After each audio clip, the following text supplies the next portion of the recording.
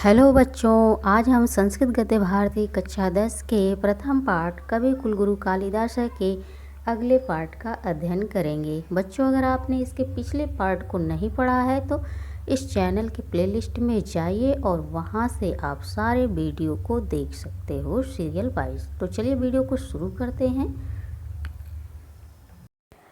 कालिदास काव्येषु, कालिदास के काव्यों में अंगिरस सिंगारो अस्ति।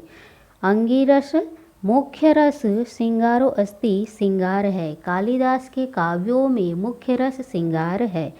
तस्य उसकी पुष्ट्यर्थम, पुष्टि के लिए करुणादयो अन्य, करुण आदि अन्य रसा अंगभूता, रस सहायक रूप में है।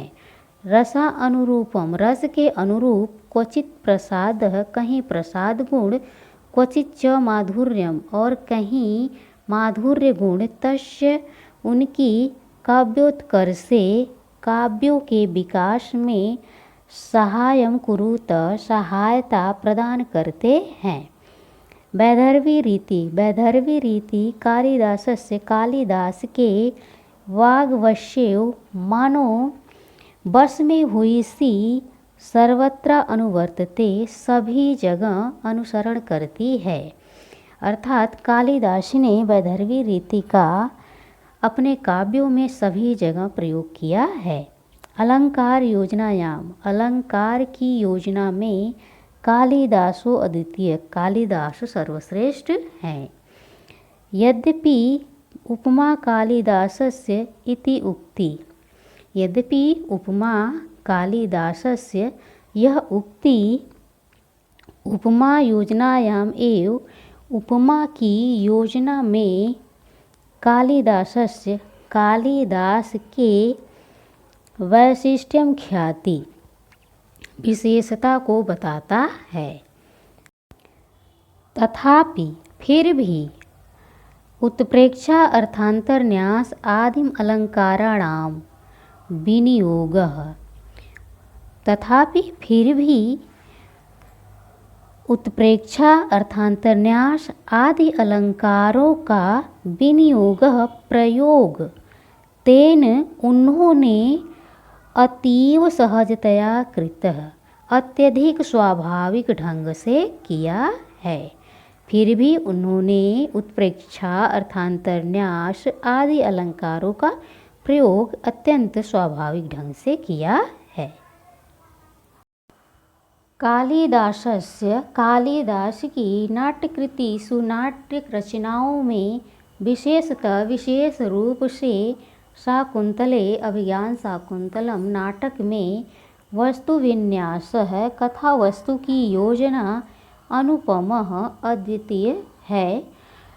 कालिदास की नाट्य रचनाओं में विशेष रूप से अभिज्ञान शाकुंतलम नाटक में कथा वस्तु की योजना अद्वितीय है।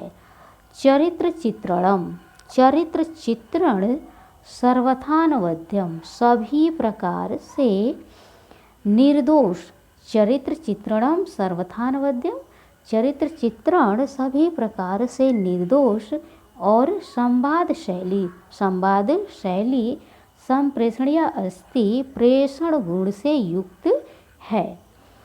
सममेव, साथ ही भारतीय संस्कृति अनुमता नाम, साथ ही भारतीय संस्कृति अनुमता नाम, भारतीय संस्कृति के मता अनुसार, मत के अनुसार धर्मार्थ काम मोक्ष मूला नाम, धर्म अर्थ काम मोक्ष रूप मानव मूल्य नाम, मानव मूल्यों का प्रकाशनम, प्रकाशन कालिदासस्य, कालिदास की वैशिष्ट्यम अस्ति, विशेषता है।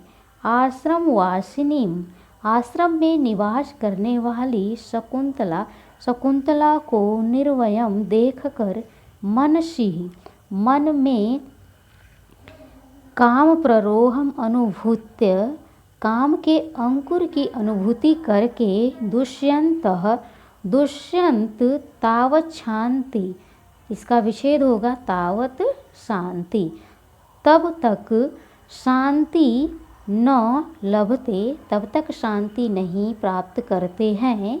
यावत ताम, जब तक, ताम उसे, क्षत्रिय परिग्रह क्षमा, क्षत्रिय के द्वारा विवाह करने योग्य, विश्वामित्र के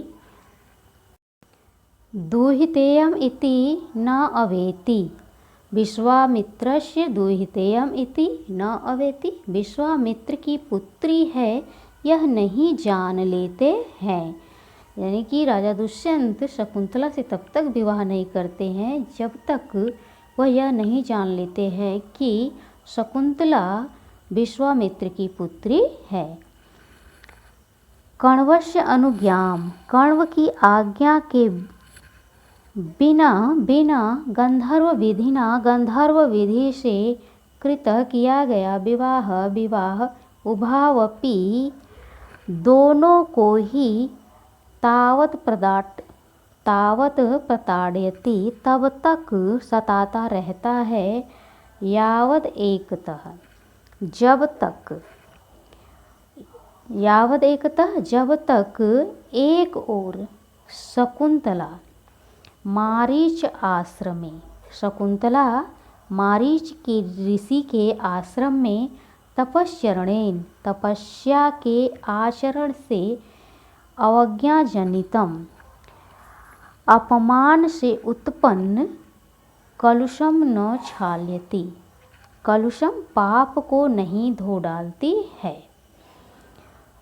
यावद एकतः, जब तक एक ओर शकुंतला मारीच के आश्रम में तपश्चरणेन, तपस्या के आचरण से, अवज्ञाजनितम अर्थात दुर्वासा के अपमान से उत्पन्न, कलुषम न क्षाल्यति, कलुष को, पाप को नहीं धो डालती है। अपरतः दूसरी ओर दुष्यंत अंगुलीय लाभेन, अंगूठी के मिलने से, लब्ध स्मृति को पाकर, लब्ध स्मृति को प्राप्त कर, भृशम अत्यधिक पीयमानः, पीड़ित होते हुए, प्रायश्चित की अग्नि में, आत्मशुद्धि न कुरुते, आत्मशुद्धि नहीं कर लेते हैं। तदंतरम एव, इसके बाद ही, तयो दोनों, दाम्पत्य प्रेम,